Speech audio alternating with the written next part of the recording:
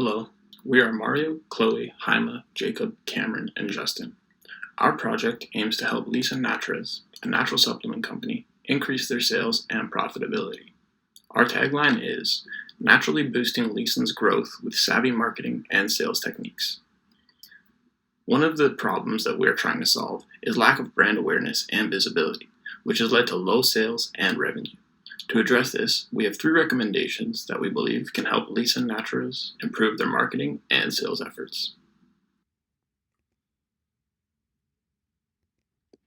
The first recommendation that we would make for Lisa Natura is to develop a targeted marketing plan. This would include extensive marketing campaigns, celebrity endorsements, and the use of all relevant social media platforms. More specifically, however, it would be a plan that targets a specific group of consumers. By focusing on specific market segments, Lisa Natura can create specialized plans that aid in increased profits, expanding product sales, and brand awareness. Reaching and influencing consumers is one of the easiest ways to create brand awareness. Brand awareness increases a consumer base, which in turn increases profit. It has been proved that consistent brand presentation across all platforms, like a website, social media, and email, can increase revenues up to 23%. Also, 64% of consumers purchase a product after watching a branded video. Brand awareness can also increase about 80% just from search ads. These few statistics show just how important it is to have a marketing plan. Moreover, targeting a specific group of consumers and tailoring the marketing plan to fit the needs and desires of that group will increase personalization of the product and, in turn, increase the amount a consumer visits a brand. If a consumer feels as though a product personally connects with them, it increases their willingness to pay. Personalization is an emerging concept for brands, so by creating personalized or targeted marketing plans, consumers may feel more connected to a product or brand. The most difficult constraint associated with this recommendation is miscalculating the target market. This would involve failing to understand the market that we are selling the product to. Some mitigating actions to avoid this risk include formulating an extensive risk management plan for this marketing strategy. This would involve identifying, analyzing, and monitoring the risks that could occur. Additionally, we should be ensuring that there has been substantial research conducted on Lisa Ann's target market for the product that we are focusing on. The 3-step action plan for recommendation 1 includes, firstly, conducting market research and forming marketing objectives for Lisa Ann. Secondly, will be the creation of marketing tactics that the company will use to implement the marketing of their product. This will also include forming goals to measure the success of the plan. Once this is complete, the company can begin to post on social media and implement the online advertising. Lastly, the company should track the marketing analytics to assess the success at this point and look at what can be done in the future. In total, we believe that this targeted marketing plan can be executed over the span of 12 months, and we budget $10,000 for this recommendation. This money will be allocated between specific marketing tasks such as content marketing, social media ads, and influencer marketing. Over the past couple of weeks, we have noticed that Amazon has been out of stock of your caffeine pills, and there's never a way to check whether or not they are back in stock or coming back in stock because the description is always claiming they're currently unavailable and have no idea when they'll be back. Similarly, the product is also out of stock on a lot of other suppliers' websites as well. Due to this fact, consumers are unfortunately more likely to bring their business to a competitor who has their products readily available. We understand this may be a supplier issue, maybe something in the warehouse, but in order to help combat this, we suggest you start adapting different selling platforms in your business model.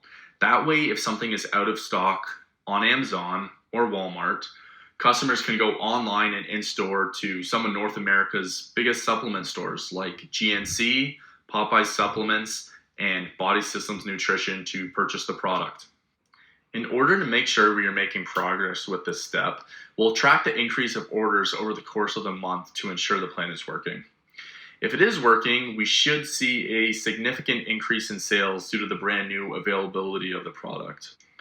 Setup should be relatively easy because the company has reached out to merchants before and had them stock their product. Examples of this include Amazon and Walmart. This is not something you guys haven't done before. The difference is you'll just be reaching out to supplement stores rather than general wholesalers. This is an essential part of growing your business because this is becoming an industry standard within the organic supplement market. You see this happening everywhere with your competitors, and because of that, we think it's important you guys start adapting this too. Granted, getting into some of these supplement stores may take longer than anticipated, so I think it's important we focus on one supplement store right now, and based on the process with this store and timeline, we can get a better estimate as to how long it will take to fully integrate into North American supplement stores. The organic vitamin and supplement industry has huge growth potential, with the growth forecast expecting to reach $3.1 billion by the end of 2023. According to Nutrition Business Journal, the shift by consumers to online platforms is expected to have long-term impacts on the supplement industry, with e-commerce becoming the third largest channel in 2020 after natural and specialty retail and mass market retail. As a result of this, 58% of the global nutritional supplement users want to see supplements available online. Risk of being on additional selling platforms. In this slide, I will be speaking about the associated risks and cons that could become applicable to the situation. May lose profit margins on some of the sales. One of the major risks associated with the transition to more platforms, some may require that you give them a portion of your sales to use their platform. This can be frustrating as you are receiving less than what you could be if using another. This loss can come in the way of monthly subscriptions giving the platform a percentage or them taking a set price to partake. The risk of losing out on potential money being elsewhere can be something that you are very worried about. But the process mitigates itself. This is because you have an established brand that has shown growth. The addition of platforms is most likely to only bring your company new customers who use certain sites or stores. This in all will increase the awareness of the brand and the number of sales made, so even if you are unable to make money, it will still have a positive effect. 3-step action plan. In this slide, I will be summarizing the recommendation within a 3-step action plan. This begins with the task identification of the plan, which is that your company needs to increase the number of selling platforms that you use. These can include brick and mortar stores such as GNC and Walmart, as well as increasing the online presence of the product. This can very much lead to success and is worth the risk of pursuing to increase the market share. Secondly, the amount of time that this recommendation should take to implement would be 2 to 5 weeks, as the online stores will be easy and quick to register the products. Though, for brick and mortar, connections and negotiations will need to be made, as they can only carry so much inventory at once, as well as needing a licensing agreement. Lastly, the budget for implementing this recommendation will be likely somewhere between $200 and $1,000 a month, as this is very much dependent on the ability to get into brick and mortar stores. This is in addition to the subscription to online storage, which will compile for the business.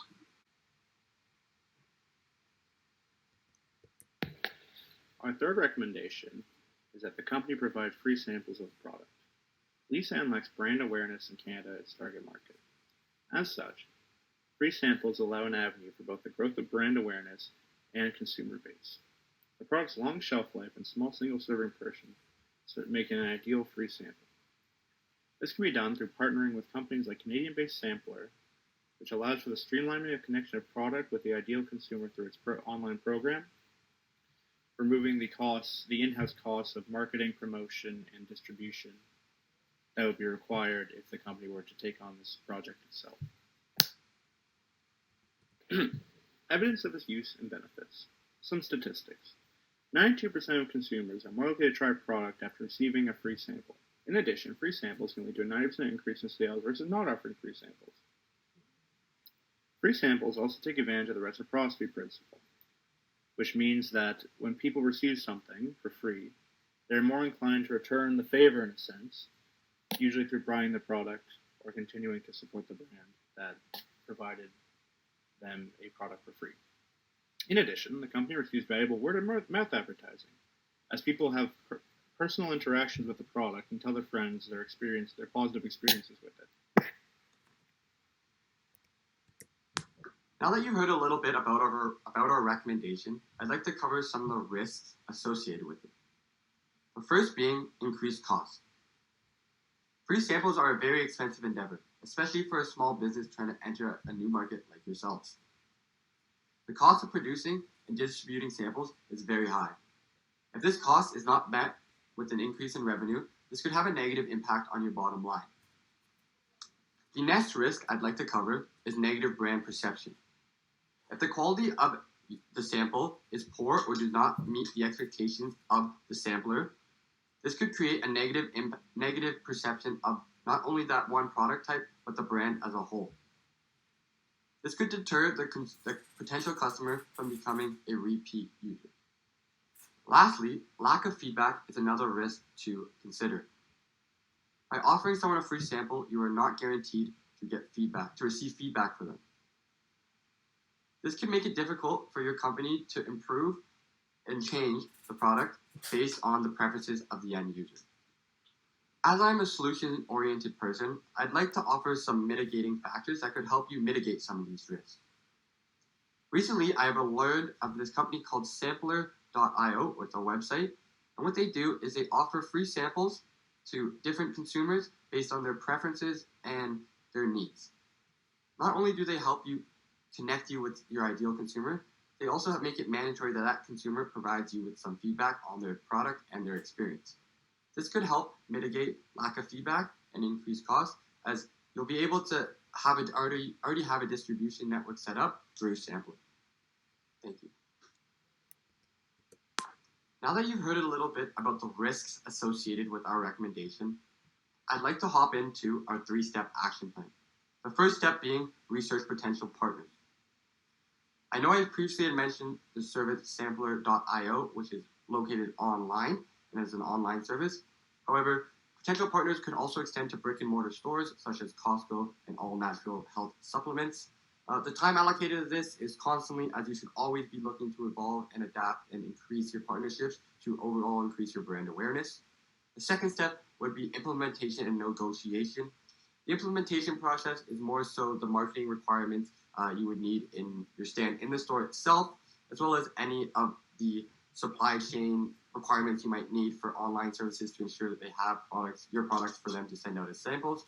Next would be negotiation. The partnerships are likely going to look and ask for some sort of compensation. This negotiation, usually takes a lot of back and forth and doesn't get done quickly. So I've allocated 1 month, per new partner to this whole implementation and negotiation process.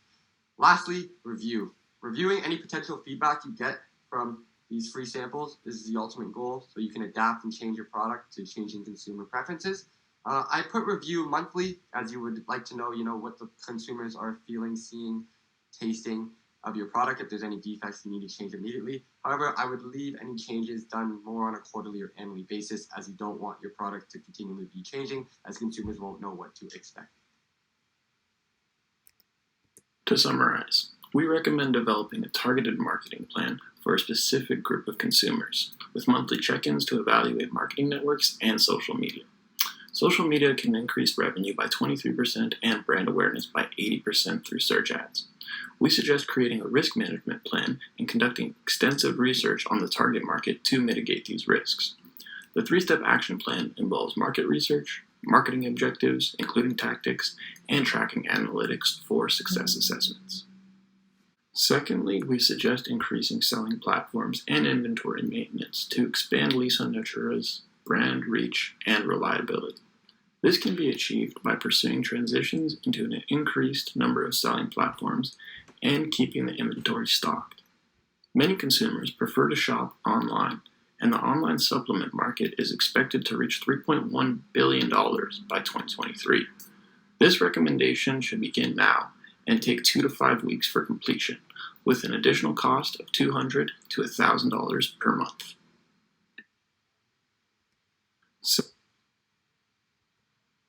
Thirdly, to boost sales and customer loyalty, we suggest using free samples as a marketing strategy.